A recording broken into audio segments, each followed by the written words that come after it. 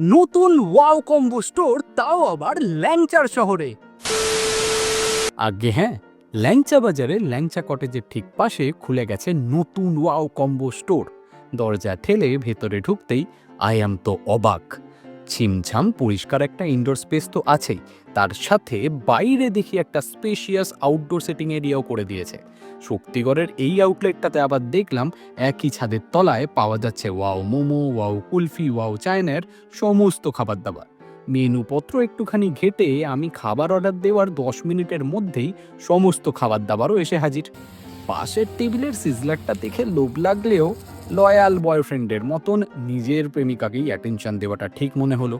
Steamed পাহাড়ি chicken মোমোটা class 12-এর প্রেমের ব্যাপারে নস্টালজিক করে তুললেও হিমালয়ান চিলি মোমোটা বাস্তবতাতে ফিরিয়ে আনলো। This one is actually too good.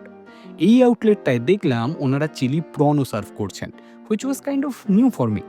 Tangy and crispy প্রিপারেশনটা খেয়ে বুঝলাম মাছটা একেবারে ফ্রেশ, মানে যাকে বলে 100-তে 100। আমি বরঞ্চ এই খাবারগুলো শেষ করে নিই। দেখা হচ্ছে পরের ভিডিওতে।